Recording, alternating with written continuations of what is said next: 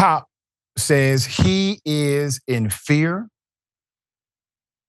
for his life after Trump pardoned the Jan 6 rioters, all right?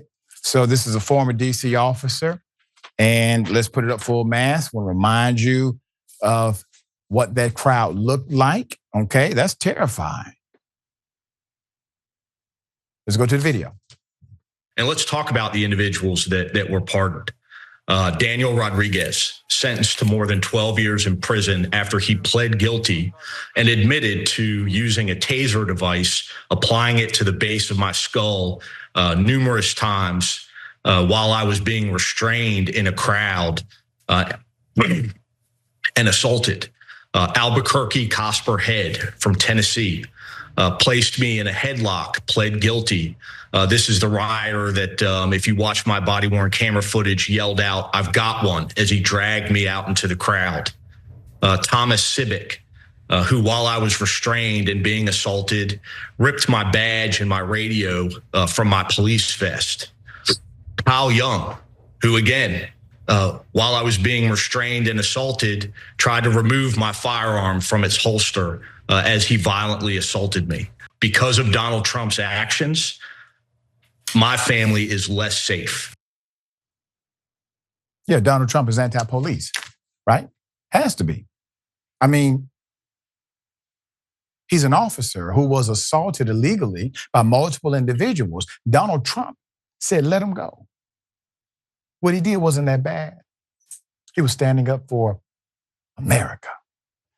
Put it up full mass. After Trump pardoned nearly 1,500 criminal defendants charged in the Jan 6 Capitol terrorist attack, former DC officer Michael Fanone feared for his safety.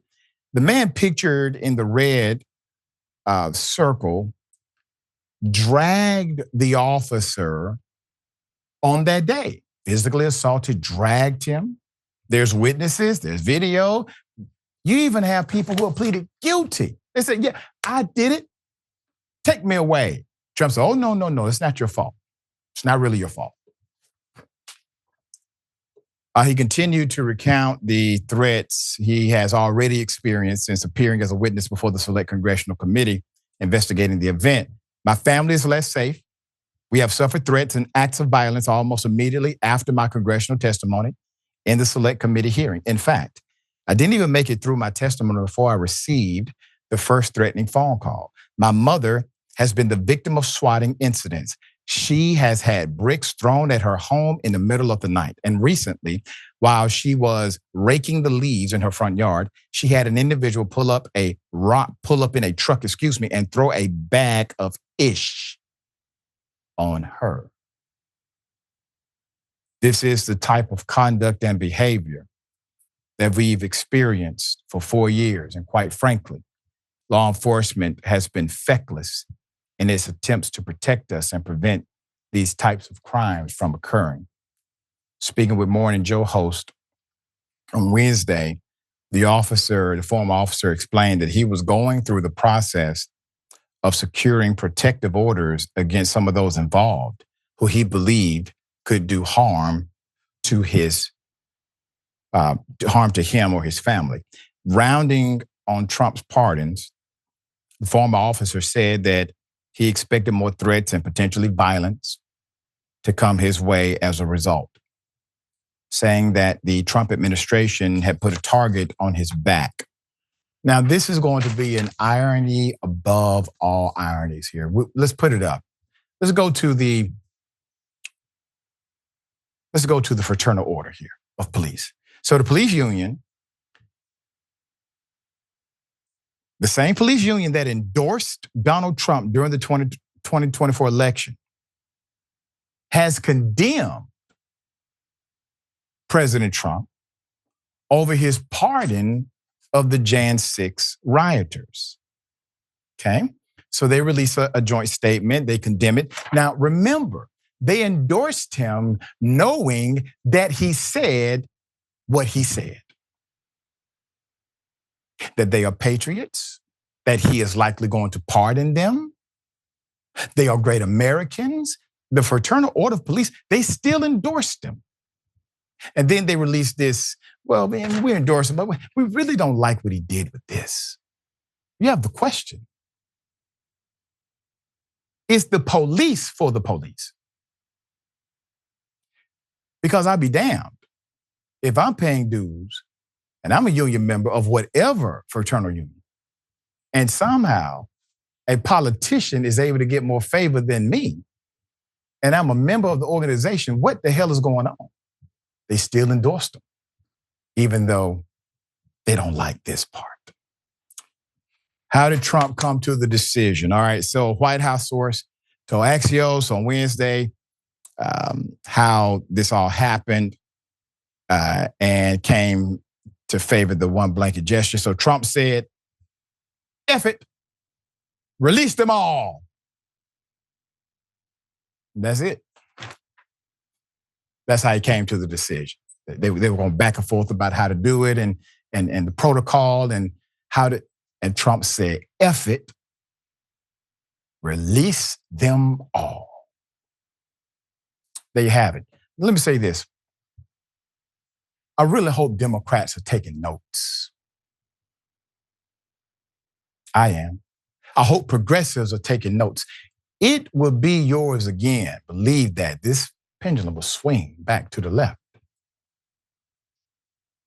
This is an opportunity for some learning to happen. Now, while Trump is the evil empire, no question about it, his decisions are swift, his actions are bold, his team, well, they understand their assignment. The question is, do we understand ours? Ben, thoughts? This is the America, that we're living in now. We're not living in the United States of America. We're living in the United States of Trump. There's no world in which these actions make sense as what's best for our nation. There's only the world where these actions make sense for what's best for Trump. He tried to overthrow the certification of an election he didn't like the results of. That's treason. He ginned up his insurrection, and then he now pardons the people who committed it, including the violent ones, including all of them. And you'll notice this is how a dictatorship takes hold, how an authoritarian takes hold, because his vice president, J.D. Vance, and many of his top people during the whole campaign said, well, he's going to pardon the non-violent ones, but we all agree pardoning the violent ones is something that should not happen and won't happen. Then as soon as Trump does it, I guarantee you J.D. Vance isn't going to say a word about it. Not a damn thing. I guarantee when he gets called out on it in an interview, he's going to say, well, they've already served plenty of time, and I'm now repeating exactly what Trump says. You can see the fear of standing up to the dear leader that happens even in his second in command already on Inauguration Day, when he goes and speaks for about 45 seconds before he risks Trump getting upset that he's stealing his spotlight. And all he says is, it sure is a cold one, and how amazing Donald Trump brought us inside. Go ahead and speak now for an hour and a half, sir. It is a nation that is to serve one person now, and he's unleashed. It doesn't matter if his demeanor is quieter because he's older and tired or more tired. He is doing the things that are just crumbling the very nature of what any good nation, let alone a great one, stands for. Police officers were beaten. Some of them lost their lives over this. And Trump doesn't care because he won't lose support over his brainwashed supporters. And this, again, is day one. Day two, God forbid, what we're in store for over the next 4 years. There you go.